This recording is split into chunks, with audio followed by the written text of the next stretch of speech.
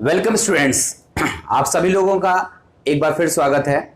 Students, आप सभी लोग मेरे पिछले वीडियोस जो फंडामेंटल केमिस्ट्री से रिलेटेड मैंने आपको दिए थे, उम्मीद है आप सभी लोगों ने वो वीडियोस देख लिए होंगे और आपका केमिस्ट्री में धीमे धीमे करके इंटरेस्ट भी डेवलप हो गया होगा। आज से हम लोग 11th क्लास के पहले लेसन को पढ़ना स्टार्ट कर रहे हैं। इस लेसन का नाम है रसायन की कुछ मूल अवधारणाएं। ये 11th क्लास का लेसन है जिसको हम बोलते हैं some basic concept of chemistry.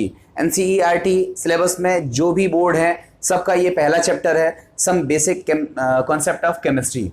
देखो स्टूडेंट्स, हम आपको इस चैप्टर को शुरू करने से पहले एक लाइन बता दें कि देखो ये वैसे तो ये फर्स्ट यूनिट है और इस यूनिट में जो कुछ भी लिखा हुआ है ये 6 से लेकर और 10th तक आपने जितनी भी केमिस्ट्री पढ़ी हुई है ये सारी केमिस्ट्री की समरी केवल एक लेसन में लिखी हुई है।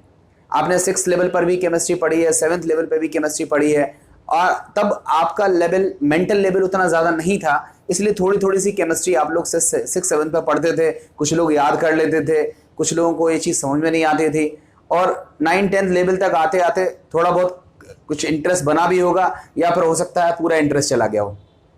तो 6 से लेकर 10 तक की जितनी केमिस्ट्री आपने पढ़ी है वो सारी केमिस्ट्री यहां पर इन्वॉल्व हो जाएगी। अब एक तरह से देखा जाए कि अगर मैं एक चैप्टर के पॉइंट ऑफ व्यू से सोचूं कि मैं 11th क्लास का चैप्टर पढ़ा रहा हूं और मैं इस चैप्टर को जैसा किताब में दिया है उसी हिसाब से टच करता हुआ निकल जाऊं तो ये इनजस्टिस होगा चैप्टर के साथ। मैं चाहता हूं कि आपने 6 से लेकर 10 तक केमिस्ट्री तो पढ़ी है मगर आपको आता जाता कुछ नहीं है। बिल्कुल स्ट्रेट फॉरवर्ड, सच कड़वा होता है उसको आप स्वीकारिए, आपको कुछ नहीं आता जाता है। मैं ये मानते हुए इस चैप्टर को पढ़ाऊंगा। जिसको आता है अच्छी बात है, जिसको नहीं आता है मैं ये मानते हुए कि आप लोगों को चीज़ें नहीं आती हैं और मैं उसके बारे में तब आपको पढ़ाना स्टार्ट करूंगा। तो जो भी बच्चे आज पढ़ना शुरू कर रहे हैं उन सभी से मेरा रिक्वेस्ट है कि वो वीडियो को पूरा और क्रम से देखा करें। देखो, अगर आप क्रम से देखोगे तो जो मेरा टारगेट है, जो मैंने सोच करके वीडियो बनाना शुरू किया है वो पूरा हो पाएगा। आप केवल सोचोगे कि हमें स्क्रीनशॉट मिल जाए और उसको हम लिख लें, तो लिखा तो सब में है, किताब में भी लिखा हुआ है। बेसिकली आप लिखने पर फोकस तब करिए जब आपको चीज समझ में आ जाए। अगर समझ में नहीं आती हो तो फिर लिखने का कोई अर्थ नहीं बनता है। एक और चीज है, इस चैप्टर में या इस वीडियो से मैं अब जो भी वीडियो बनाऊंगा इस चैप्टर से रिलेटेड, हर एक वीडियो में कम से कम 8 से 10 इवन 20 क्वेश्चन तक मैं वन लाइनर क्वेश्चन को कवर करूंगा जो कि कॉम्पिटिटिव एग्जामिनेशन में पूछे जाते हैं। फिर चाहे वो रेलवे हो, बैंक हो, एसएससी हो, किसी भी लेवल का वनडे एग्जामिनेशन होता है तो उसमें ये क्वेश्चन बहुत सारे कवर होते हैं। आपको पता भी है 10th तक की एनसीईआरटी साइंस की बोली जाती है, तो मैं केमिस्ट्री का हर पोर्शन, हर लाइन कवर करने की कोशिश करूंगा। बस आप लोग क्रम से देखते भर जाइए और आप देखने के बाद अगर चीज समझ में आ जाए तो फिर नोट्स बना लिया करिए। नोट्स बनाने में आपको कुछ नहीं करना है, 2-3 स्क्रीनशॉट लेने हैं। कुछ टॉपिक नोट्स बनाने के दौरान अगर आपको समझ में नहीं आते हैं तो वो आपको टॉपिक को एक बार रिपीट करके देख लेना है। तो आइए हम बिना समय बर्बाद किए हुए सीधा बात करते हैं इस चैप्टर की, जिसका नाम है रसायन की कुछ मूल अवधारणाएं, some basic concepts of chemistry. सबसे पहले हम बात करते हैं केमिस्ट्री क्या चीज है, रसायन विज्ञान क्या चीज होती है। तो उसका आंसर होता है स्टडी ऑफ मैटर। किसी भी पदार्थ का अध्ययन करना, किसी भी द्रव्य का अध्ययन करना। द्रव्य, ध्यान से सुनिएगा, मैंने द्रव नहीं बोला है। 2 शब्द होते हैं, एक शब्द होता है जिसको हमने बोला है द्रव, ये मैंने नहीं लिया है, मैंने अभी क्या बोला है द्रव्य। द्रव्य जिसको हम इंग्लिश में कहते हैं मैटर या जिसको बोलते हैं पदार्थ, इसकी भौतिक अवस्थाओं में एक अवस्था कौन सी है, द्रव। एक और ठोस, ये पढ़ा हुआ है ना आपने, ठोस द्रव गैस। तो ये द्रव लिक्विड वाला द्रव नहीं है, ये द्रव्य है। तो स्टडी ऑफ मैटर, किसी भी पदार्थ का या किसी भी द्रव्य का जो अध्ययन है वो जिस ब्रांच में किया जाता है साइंस की, उसका नाम होता है केमिस्ट्री। अब द्रव्य का अध्ययन करने का मतलब है उसका हम कंपोजिशन देखेंगे कि वो द्रव्य किस चीज से मिलके बना हुआ है। हम इसका अध्ययन भी करेंगे कि उसमें कौन से प्रॉपर्टीज हैं, कौन से गुण हैं, उस द्रव्य का उपयोग क्या है, और साथ ही साथ हम देखेंगे कि उस द्रव्य की कुछ रिएक्शन वगैरह हो रही है, किसी सब्सटेंस की रिएक्शन किसी दूसरे से कराओगे तो कुछ एक चीजें निकलती हैं। तो कहने का मतलब यह है कि विज्ञान की वह शाखा जिसमें हम द्रव्य का अध्ययन करते हैं, मैटर की स्टडी करते हैं, या फिर कहें विज्ञान की वह शाखा जिसमें हम द्रव्य के संगठन, उसकी अभिक्रिया, उसके गुण एवं उपयोग का अध्ययन करते हैं, उस ब्रांच को हम क्या बोलते हैं, केमिस्ट्री। केमिस्ट्री की परिभाषा आप सभी बच्चों को याद होनी चाहिए। परिभाषा याद नहीं होती कोई दिक्कत नहीं, आप सिंपल सी बात कर सकते हो। ब्रांच, साइंस की वह ब्रांच जिसमें हम द्रव्य के, मैटर की बात करते हैं, उसके गुणों का अध्ययन करते हैं, उसके संगठन की बात करते हैं, उपयोग का बात करते हैं, तो उसको हम क्या बोलते हैं? केमिस्ट्री। अब देखो केमिस्ट्री की फादर जो है वो वन लाइनर क्वेश्चन है, इसको आप याद कर लीजिएगा कि जो आधुनिक केमिस्ट्री है या जिसको हम बोलते हैं मॉडर्न केमिस्ट्री या आधुनिक रसायन, उसके फादर का नाम ये वनडे एग्जामिनेशन में बहुत पूछा जाता है। आपसे पूछा जाता है कि फादर ऑफ केमिस्ट्री कौन है, तो फादर ऑफ मॉडर्न केमिस्ट्री के नाम से किसको जाना जाता है?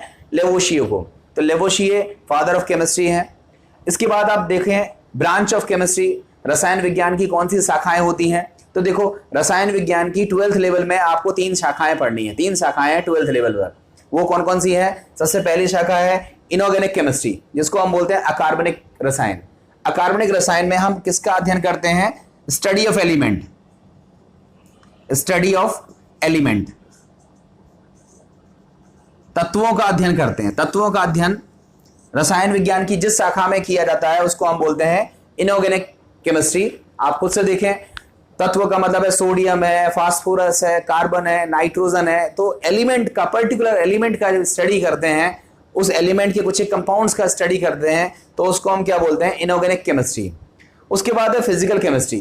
तो जो रसायन विज्ञान की जो अभिक्रियाएं हैं, जो रसायन विज्ञान की रिएक्शंस हैं, उनकी जो सिद्धांत हैं, प्रिंसिपल्स हैं, तो उनका जो अध्ययन है वो कहाँ किया जाता है? फिजिकल केमिस्ट्री में, जिसको हम हिंदी में कहते हैं भौतिक रसायन।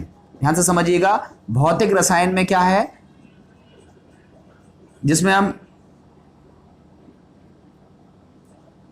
हम अध्ययन करते हैं केमिस्ट्री की जो रिएक्शन है, उनके सिद्धांतों का जो अध्ययन करते हैं वो फिजिकल केमिस्ट्री में करते हैं। ऑर्गेनिक केमिस्ट्री में करते हैं कार्बन के यौगिकों का, जिसको हम बोलते हैं कार्बनिक रसायन। क्या बोलते हैं? कार्बनिक रसायन। इसमें हम अध्ययन करते हैं कार्बन के यौगिकों का। तो कार्बन के यौगिकों का अध्ययन कहाँ किया जाता है? रसायन विज्ञान, ऑर्गेनिक केमिस्ट्री में किया जाता है। आप बोलोगे कार्बन के यौगिकों के लिए अलग सी ब्रांच बना दी और बाकी सारे यौगिकों के लिए, बाकी सब तत्वों के लिए एक केवल इनऑर्गेनिक में काम चला दिया। तो यहां पर आपको याद रखना है कि कार्बन के पास एक गुण होता है जिसको हम बोलते हैं श्रृंखलन का गुण, या जिसको बोलते हैं कैटिनेशन प्रॉपर्टी। कार्बन श्रृंखला बनाता है। कैसे बनाता है अभी हम सिखाएंगे आपको, केवल आप याद रखिए कि कार्बन में कौन सा गुण होता है? श्रृंखलन का गुण होता है। और श्रृंखलन का गुण होने की वजह से कार्बन के यौगिकों की संख्या बहुत ज्यादा होती है। 6 लाख से भी ज्यादा यौगिक कार्बन के मौजूद हैं, और उनका अध्ययन एक चैप्टर में या एक छोटा सा लेसन बना करके नहीं किया जा सकता है। उसके लिए हमें इंडिविजुअल अलग से अध्ययन करना पड़ रहा है, अलग से ब्रांच बना करके हम अध्ययन करते हैं, जिसको हम बोलते हैं ऑर्गेनिक केमिस्ट्री। ठीक है, आप लोग बोलोगे क्या श्रृंखलन का गुण केवल कार्बन में ही होता है? कार्बन के अलावा और भी एलिमेंट्स हैं, सिलिकॉन है, उसमें भी श्रृंखलन का गुण पाया जाता है, थोड़ा बहुत सल्फर में भी देखा जाता है। तो और सारे एलिमेंट्स हैं, मगर जितना श्रृंखलन का गुण कार्बन में होता है उतना किसी में नहीं होता। कैटिनेशन प्रॉपर्टी जितनी कार्बन की होती है उतनी कभी भी नहीं होती है। तो आपसे ये वन लाइनर क्वेश्चन पूछा जाता है कि कार्बन के यौगिकों की संख्या बहुत ज्यादा है, इसका क्या कारण है? तो आप आंसर देते हो कैटिनेशन प्रॉपर्टी या श्रृंखलन का गुण। नेक्स्ट बात करते हैं, ये 3 ब्रांच हैं जो आपको 12th लेवल में पढ़नी है, इनऑर्गेनिक, फिजिकल और ऑर्गेनिक। अब हम बात करते हैं कुछ एक और ब्रांचेस की, नाम आपने सुने होंगे, एनालिटिकल केमिस्ट्री, या जिसको हम बोलते हैं विश्लेषक रसायन। विश्लेषक रसायन, जिसमें हम स्टडी करते हैं कौन सा कंपाउंड किस में मिलाएं। जैसे सपोज दैट हमने थोड़ी देर के लिए सोचो कहीं से मिट्टी का सैंपल लिया और हमने आपसे बोला कि इस सैंपल में जो है वो गोल्ड है, तो वो गोल्ड है तो उसकी एनालिसिस करते हैं कि गोल्ड कैसे निकालते हैं, तमाम चीज़ें। तो वो पर्टिकुलर किसी चीज़ की एनालिसिस करना, तो उसको हम क्या बोलते हैं? Analytical chemistry. बायोकेमिस्ट्री, देखो अकेली केमिस्ट्री से काम चलता नहीं है। वैसे तो हम कहें कि हमारी केमिस्ट्री सबसे ज़्यादा यूजफुल है। क्यों यूजफुल है? आप सांस ले रहे हो तो ऑक्सीजन छोड़ रहे हो, तो कार्बन डाइऑक्साइड, पानी पी रहे हो तो H2O।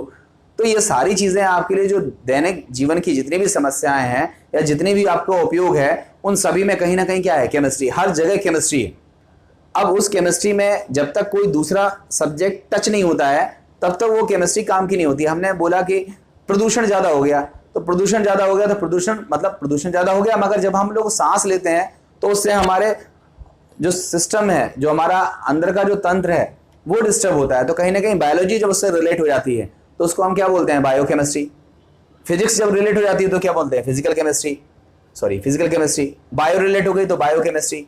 अगर इंडस्ट्री से रिलेटेड, जैसे हमने थोड़ी देर के लिए कहा कि हमें जो है यहाँ पर कुर्सियां बनानी है, प्लास्टिक की कुर्सियां बनानी है, तो वो प्लास्टिक इंडस्ट्री हो गई।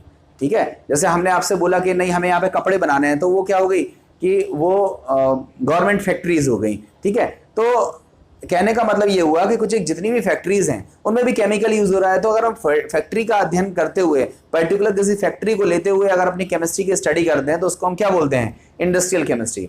और मेडिसिनल केमिस्ट्री का नाम तो पता ही होगा, बायोकेमिस्ट्री को बोलते हैं जैव रसायन, हिंदी में जैव रसायन। इसको बोलते हैं औद्योगिक रसायन, औद्योगिक रसायन। मेडिसिनल केमिस्ट्री को बोलते हैं औषधि रसायन, औषधि रसायन। और एग्रीकल्चर केमिस्ट्री का मतलब है कृषि रसायन। ठीक है, हर जगह केमिस्ट्री का यूज है। तो ये कुछ एक ब्रांचेस हैं। अगर आपसे कोई पूछा था रसायन विज्ञान की कितनी शाखाएं होती हैं, तो आप बोलोगे रसायन विज्ञान की वैसे तो कई शाखाएं हैं, मगर 4 शाखाएं प्रमुख हैं। 12th लेवल में आपको 3 पढ़नी है। कौन कौन सी शाखा है, इनऑर्गेनिक, फिजिकल, ऑर्गेनिक और एनालिटिकल। ये 4 मेन ब्रांच हैं, मगर आपको 12th लेवल में केवल हम 3 ब्रांचों का स्टडी करके आपको बताएंगे। तो ये हमारी हो गई ब्रांचेस ऑफ केमिस्ट्री। अब हम बात करते हैं केमिस्ट्री के यूज क्या हैं, केमिस्ट्री के उपयोग क्या है। तो आप देखो थोड़ा सा समझना, केमिस्ट्री के तो वैसे देखो हमने फिर बताया हर जगह केमिस्ट्री ही केमिस्ट्री है, बट फिर भी केमिस्ट्री के अगर हम उपयोगों की बात करें तो जो केमिस्ट्री के हमने कुछ एक उपयोग लिखे हैं वो 3 फील्ड में उपयोग लिख करके दिखाए हैं और 3 पर केवल नाम लिख दिए हैं। और भी हो सकते हैं, ऐसा नहीं है कि इतना ही उपयोग है, उपयोग तो आप कितना भी करते जाओ। सबसे पहला हमने उपयोग लिया है, देखो in the field of agriculture.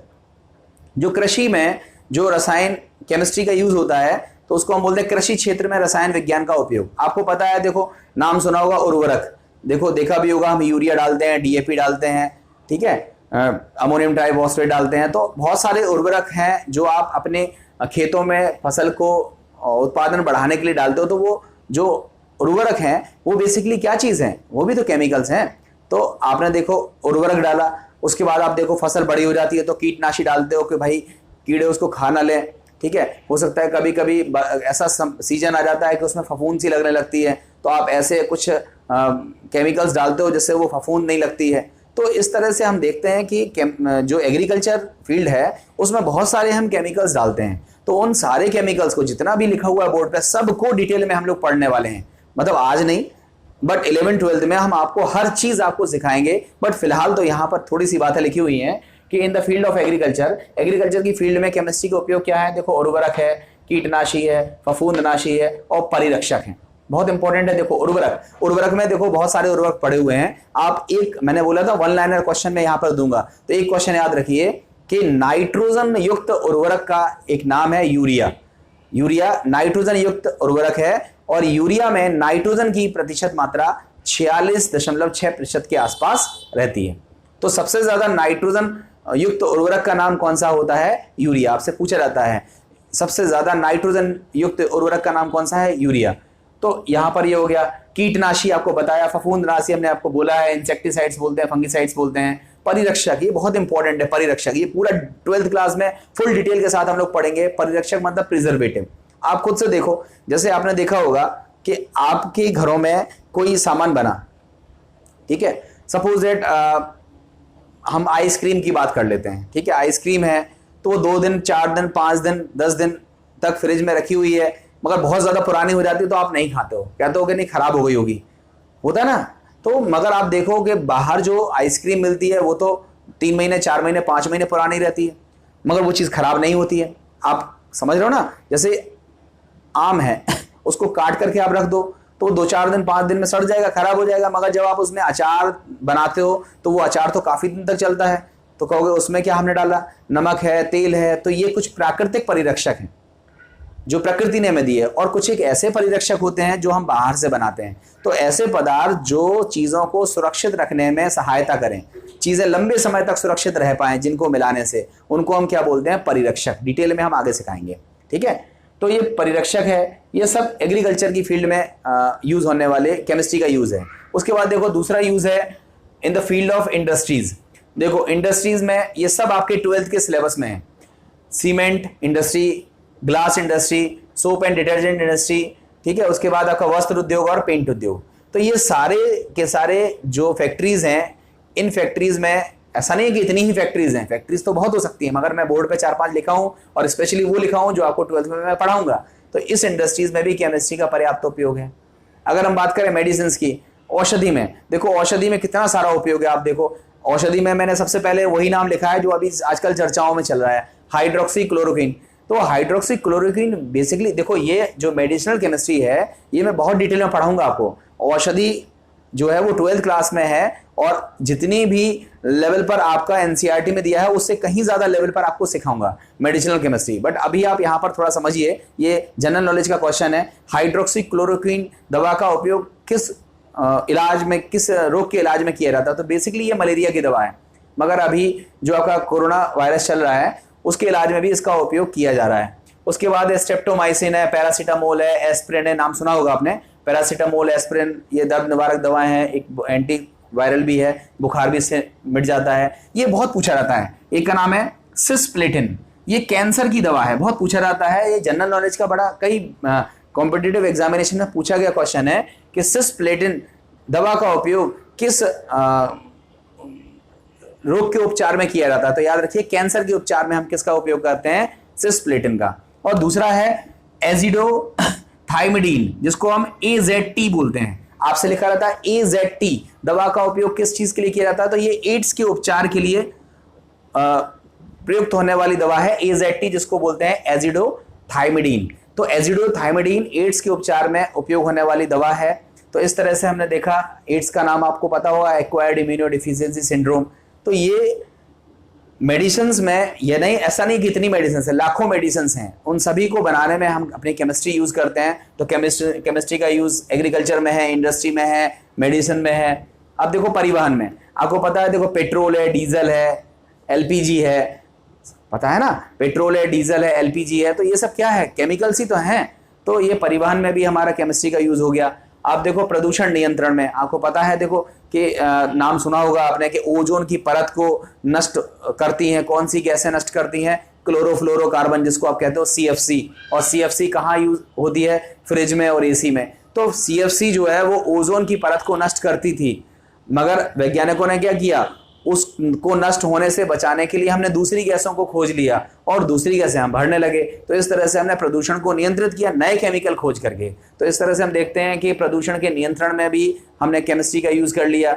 नए पदार्थों के संश्लेषण में, नए पदार्थों के संश्लेषण आप जानते ही हो, बहुत सारी चीजें रोज रोज नई नई आ रही हैं। अब पता चला हम प्लास्टिक यूज कर रहे हैं, उसको यूज करने के बाद फेंक दिया तो वो डली हुई है। अब हम लोगों ने ऐसी प्लास्टिक्स भी खोज ली हैं जो यूज करते हैं और जब हम उसको फेंक देते हैं तो कुछ समय बाद वो अपघटित हो जाती हैं। तो बायोडिग्रेडेबल प्लास्टिक्स बोलते हैं। तो यहाँ पर हम बात कर रहे हैं कि बहुत सारी चीजें हैं, नई नई चीजें हैं, जो नए पदार्थ की खोज हो रही है, उसमें भी हमारे केमिस्ट्री का सफिशिएंट यूज है।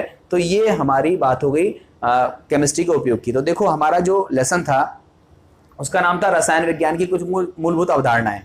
इसमें सबसे पहले हम पढ़ेंगे रसायन विज्ञान की परिभाषा, फिर हम पढ़ेंगे रसायन विज्ञान के पिता, फिर हम पढ़ेंगे रसायन विज्ञान की शाखाएं, और फिर पढ़ा हम लोगों ने रसायन विज्ञान के उपयोग। इसी तरह से आप फ्लोशीट बना लीजिएगा, ऐसा कभी पूछा जाता है तो आप इसको बना करके अपनी भाषा में खुद से लिख सकते हैं। तो उम्मीद है आप सभी लोगों को इतना टॉपिक समझ में आ गया होगा। देखिए अभी हमने सीखा कि रसायन विज्ञान की वह शाखा है जिसमें हम द्रव्य का अध्ययन करते हैं, या कहें तो मैटर का अध्ययन करते हैं। अब हम सीखेंगे कि द्रव्य क्या होता है। देखो बच्चों, एक चीज मैं आपको एक लाइन में फिर बताता हूं कि देखो पढ़ने के 2 तरीके होते हैं। आप थोड़ा सा पढ़ के 50 जगह अप्लाई करिए, पढ़ाई का वो तरीका होता है। आप सोचोगे हम 2 लाइन की परिभाषा पढ़ ले कि द्रव्य ये होता है, ये पढ़ाई का कोई सेंस नहीं है। मैं आपको पढ़ना सिखाता हूं, देखो आज आपको कैसे पढ़ा जाता है। जैसे एक तरीका है, आपसे बोला कि द्रव्य क्या होता है, आप क्या कहते हो? Anything that can occupy space, having mass, having properties of inertia and we can feel it, it's called matter। या जिसको हम बोलते हैं हर वह चीज जिसमें द्रव्यमान हो, जो स्थान घेरती है और जिसमें जड़त्व का गुण हो और जिसे महसूस किया जा सके, उसे क्या कहते हैं? द्रव्य कहते हैं। मतलब द्रव्य, अगर हम आपसे बोले पदार्थ की परिभाषा क्या है, आप सीधा सीधा लिख देते हो कि हर वह चीज जो स्थान घेरती है जिसमें द्रव्यमान है, जिसमें जड़त्व का गुण है और जिसको महसूस किया जा सके, उसे हम कहते हैं पदार्थ। जैसे जल है, वायु है, मेज है, कुर्सी है, स्केच है, बोर्ड है, जितनी भी चीजें हैं जिसमें ये सब गुण पाए जाते हैं उसको क्या बोलते हैं? पदार्थ। हमने आपसे पूछा, आपने परिभाषा बता दी, उदाहरण भी बता दिए। मगर अब अगर इन उदाहरणों को मैं थोड़ा सा ध्यान से देखूं तो कितने सारे क्वेश्चंस पे क्वेश्चन बन जाएंगे, आप खुद देखो। आप देखो, सबसे पहला क्वेश्चन है, हर वह चीज जिसमें द्रव्यमान हो। सबसे पहले एक शब्द निकल के आया द्रव्यमान, या जिसको हम बोलते हैं हैविंग मास।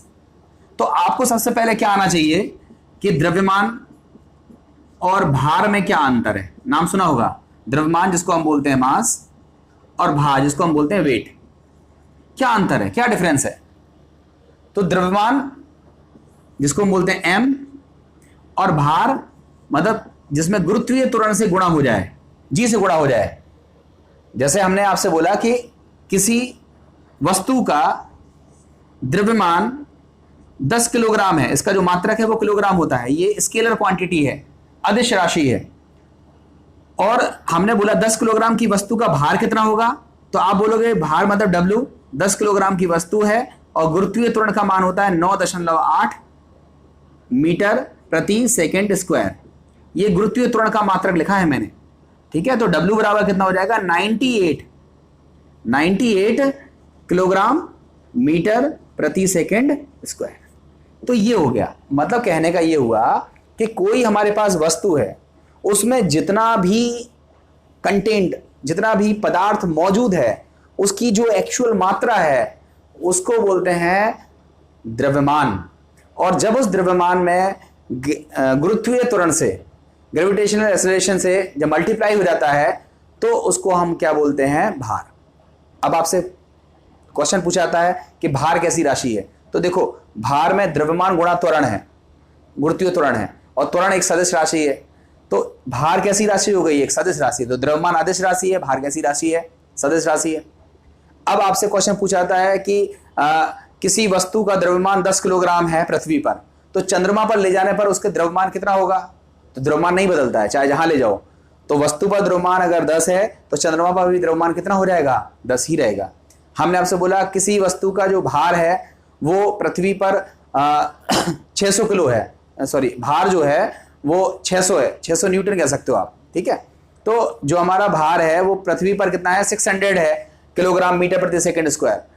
तो हम आपसे पूछें कि चंद्रमा पर उसका भार कितना हो जाएगा, तो आपको पता है चंद्रमा पर g का मान, स्मॉल g का मान 1/6 हो जाता है, और 1/6 होने की वजह से जो भार है वो भी 1/6 हो जाएगा। मतलब 600 किलोग्राम, 600 नीचे था, पृथ्वी पर था, तो चंद्रमा पर ले जाने पर 600 गुणा 1/6 मतलब 100 किलो का वह भार ऊपर रह जाएगा। तो कहने का मतलब ये है कि भार जो है वो बदल सकता है। अब हम आपको पता होगा कि ये हमारी पृथ्वी है, ये हमारा ध्रुव है। ध्रुव पर आपको पता है जी का मान क्या होता है? अधिकतम होता है, मैक्सिमम होता है। और जो भूमध्य रेखा होती है वहां पर जी का मान क्या होता है? मिनिमम होता है। तो हम आपसे बोले हैं कि कोई वस्तु है, अगर वह भूमध्य रेखा पर रखी हुई है और फिर वो ध्रुव पर जाती है तो उसके भार पर क्या प्रभाव पड़ेगा? तो आप कहोगे भार बढ़ जाएगा। क्यों बढ़ जाएगा? क्योंकि जी का मान बढ़ता है, और आपको पता है जी का मान बढ़ेगा तो द्रव्यमान में जब जी से मल्टीप्लाई करेंगे तो अगर कम से मल्टीप्लाई करेंगे तो भार कम आएगा, और ज्यादा से मल्टीप्लाई करेंगे तो भार ज्यादा आएगा। तो इस तरह से कितने सारे क्वेश्चंस हैं जो आप इंटर रिलेट करके बना सकते हो। अगर आपको द्रव्यमान सीखना हो तो पहले क्या सीखोगे? द्रव्यमान क्या है, भार क्या है, फिर द्रव्यमान कैसी राशि है, भार कैसी राशि है, द्रव्यमान का मात्रक क्या है, भार का मात्रक क्या है, द्रव्यमान पर क्या फर्क पड़ता है कहीं से कहीं जाने पर, और भार पर क्या प्रभाव पड़ता है कहीं से कहीं जाने पर। ये सारी चीजें आपको यहाँ पर सीखने के लिए मिलेंगी। एक चीज और भी आप देखिए, जैसे हमने देखा होगा कि आप झूला झूलते हो, ठीक है, आप झूला झूलते हो, तो जब आप झूला ऊपर जाता है तब तो कोई दिक्कत नहीं है, मगर जैसे झूला नीचे आता है तो आपको ऐसा लगता है कि बिल्कुल हवा में एकदम शून्य में चले गए, एकदम आराम से नीचे आते हो। तो कहने का मतलब ये हुआ कि जब हम झूले में ऊपर जाते हैं तो हमारा भार बढ़ जाता है, और जब हम झूले से नीचे आते हैं तो हमारा भार क्या हो जाता है? घट जाता है। और मान लो कोई व्यक्ति ऊपर से, जैसे मान लो पहाड़ से ऊपर से गिर गया, जंप लगा दी उसने, तो अब तो वो जंप लगा दी, फ्री फॉल हो गया। तो फ्री फॉल में क्या होता है? जब वो मुक्त तरफ से गिरता है तो उसका जो भार है वो शून्य हो जाता है, भारहीनता का अनुभव करता होगा। ऐसा सुना होगा आपने कि लिफ्ट में ऊपर जाने पर भार में क्या प्रभाव पड़ता है? तो बढ़ जाता है। लिफ्ट में नीचे आने पर भार में क्या प्रभाव पड़ता है? तो घट जाता है। तो आप ऐसा समझिए, ये हमारी लिफ्ट है, अगर ऊपर जा रही है, ठीक है, इसका त्वरण a है, तो ऊपर जाने पर त्वरण कितना लग रहा है a, ठीक है। तो इसका जो भार है वह है बढ़ जाता है, जो वेट है वो क्या हो जाता है, बढ़ जाता है। लिफ्ट, ये क्या है, लिफ्ट है। लिफ्ट अगर ऊपर जा रही है तो इसका भार बढ़ जाता है, ठीक है। क्यों बढ़ जाता है, क्योंकि W बराबर क्या है, m इंटू जी, ये होता है। मगर यहां पर अब g नहीं आएगा, यहां पर चूंकि लिफ्ट में बैठे हो और वो भी त्वरित गति से हो रही है, तो g प्लस ए हो जाएगा। तो g प्लस ए होने की वजह से मतलब कहने का ये हुआ कि देखो गुरुत्वीय त्वरण तो है ही एक तरह का त्वरण, लिफ्ट भी त्वरित गति से जा रही है, लिफ्ट भी अपना स्पीड बदल रही है। तो कहने का मतलब ये हुआ कि अगर हम लिफ्ट में बैठे हैं और उसका त्वरण है कुछ, त्वरण मतलब एक्सेलरेशन सुना होगा आपने 10th क्लास में, तो हमने क्या देखा, लिफ्ट में अगर हम बैठ करके ऊपर जाते हैं तो हमारा वेट क्या हो जाता है, बढ़ जाता है। और अगर हम लिफ्ट में नीचे आ रहे हैं, तो लिफ्ट में नीचे अगर आ रहे हैं, तो अगर मान लो हमारी ये लिफ्ट है और वो नीचे आ रही है, वही त्वरण ए से आ रही है, तो हमारा जो वेट है वह है कम हो जाएगा। क्यों कम हो जाएगा, क्योंकि W बराबर m इंटू जी होता है। मगर अब इस g की जगह हम क्या रखेंगे, W बराबर m इंटू जी माइनस ए। तो इस तरह से देखो कि अगर हमारी लिफ्ट नीचे की तरफ आती है तो हमारा जो वेट है वह क्या हो जाता है, घट जाता है, ऊपर जाने पर वेट बढ़ जाता है। थोड़ी देर के लिए सोचो, लिफ्ट अगर हमारी फ्री फॉल कर रही है, फ्री फॉल कर रही है मतलब अपने आप नीचे आ रही है, डोरी से नहीं टंगी हुई है, वो टूट गई है उसकी डोरी, फ्री फॉल कर रही है, तो फ्री फॉल में आप बताओ जो त्वरण होगा वो कौन सा होगा, वो गुरुत्वीय त्वरण होगा।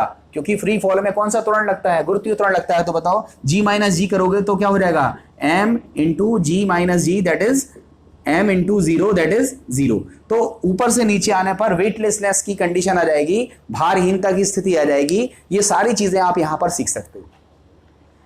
क्या क्या चीजें सीखी आप वीडियो को रिपीट करके देख लेना, मैं जल्दी जल्दी नहीं बता रहा हूं, आप ध्यान से समझना। मैंने आपको फिर बताया, ये चैप्टर पढ़ाने का मेरा इंटेंशन ही ये नहीं है कि मैं आपको कथा से सुना रहा हूं, मैं आपको अप्लाइड पढ़ना सिखा रहा हूं कि कैसे पढ़ा जाता है, कितनी डायरेक्शन में सोचा जा सकता है, हर डायरेक्शन में सोचना है। ऐसा नहीं है कि मैं जितना सोच रहा हूं उतना ही सोचना है, मैं तो केवल आपको सोचना सिखा रहा हूं, इसके बाद आपको सोचना है।